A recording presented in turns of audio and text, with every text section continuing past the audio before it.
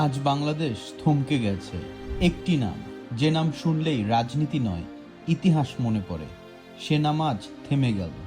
যিনি ছিলেন একজন সেনানায়কের স্ত্রী নন শুধু, একজন দলের চেয়ারপারসন নন শুধু, বরং এক যুগের প্রতীক, খালেদা জিয়া আজ আর নেই। আজ শুধু একজন মানুষ মারা যাননি, বাংলাদেশের রাজনীতির একটি দীর্ঘ অধ্যায় নীরবে শেষ হয়ে গেল। 1945 সালের 15ই আগস্ট দিনাজপুর একটি সাধারণ পরিবারে জন্ম। শৈশব ছিল পরিমিত, প্রচারের বাইরে, রাজনীতির সঙ্গে কোনো প্রত্যক্ষ যোগ ছিল না। এই নীরবতাই পরে তার জীবনের সবচেয়ে বড় বৈপরীত্য হয়ে দাঁড়ায়। খালেদা জিয়ার জীবনের মোড় ঘুরে যায় জিয়াউর রহমানের সঙ্গে বিয়ের মাধ্যমে। তৎকালীন সেনা কর্মকর্তা জিয়ার সঙ্গে তার বিয়ে হয় 1960 সালে। এই সম্পর্ক রাজনৈতিক ছিল না, ব্যক্তিগত ও পারিবারিক ছিল। পরবর্তী এক দশক তিনি ছিলেন নীরব সহচর, রাষ্ট্রের আলোচনার বাইরে। মুক্তিযুদ্ধের সময় পরিবার হিসেবে যে ঝুঁকি ও অনিশ্চয়তা, সেটা তার জীবনেও আসে। জিয়াউর রহমান যুদ্ধক্ষেত্রে, খালেদা জিয়া তখন পরিবার আগলে রাখার এক নারীর ভূমিকায়। এই সময়ই গড়ে ওঠে তার সহনশীলতা ও দৃঢ়তা, যা পরে রাজনীতিতে প্রতিফলিত হয়। 1981 সাল, একটি গুলির শব্দে থেমে যায় রাষ্ট্রপতি জিয়াউর রহমানের জীবন। এই হত্যাকাণ্ড শুধু একজন মানুষকে নয়, একটি পরিবারকে, একটি দলকে এবং এক নারীর ভবিষ্যৎকে ছিন্ন ভিন্ন করে দেয়। সেই শোক থেকেই জন্ম নেয় এক কঠিন সিদ্ধান্ত, খালেদা জিয়া রাজনীতিতে নামবেন। তিনি বিএনপির নেতৃত্ব নেন এমন এক সময়ে যখন দলটি ছিল বিভ্রান্ত আর সামরিক শাসনের ছায়া দেশ জুড়ে। 1980 এর দশক জুড়ে এরশাদ বিরোধী আন্দোলনের অন্যতম মুখ হয়ে ওঠেন খালেদা জিয়া। কারাবরণ, আন্দোলন, রাস্তায় নামা, এই সময়ে তিনি আপসহীন নেত্রীর নামে পরিচিত হন।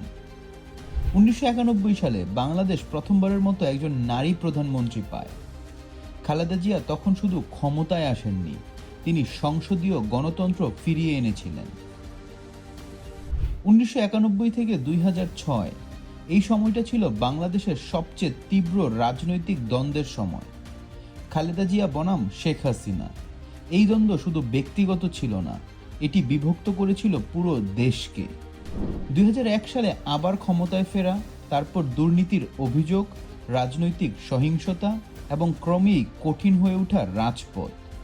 এই সময়ই তার ছেলে তারেক রহমান উঠে আসেন রাজনীতিতে, যা ভবিষ্যতের জন্য আরও বিতর্ক তৈরি করে।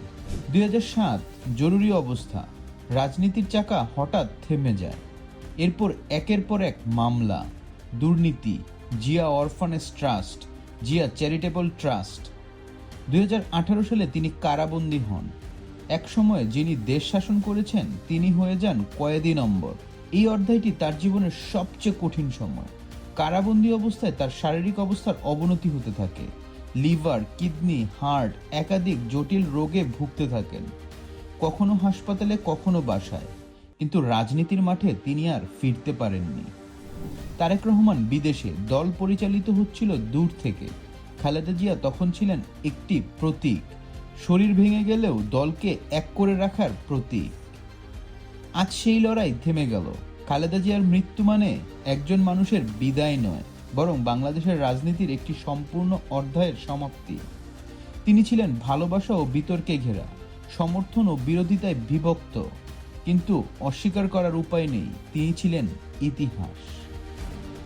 খালেদা জিয়াকে ইতিহাস কিভাবে বিচার করবে তা সময় বলবে, কিন্তু আজ এই মুহূর্তে বাংলাদেশ হারালো একজন সাহসী নারীকে, একজন লড়াকু নেত্রীকে এবং একটি দীর্ঘ রাজনৈতিক অধ্যায়কে। তিনি চলে গেলেন, কিন্তু তার নাম বাংলাদেশের রাজনীতিতে আরও বহু বছর উচ্চারিত হবে। আজ নীরবতা, আজ শোক, আজ ইতিহাস থমকে দাঁড়িয়েছে।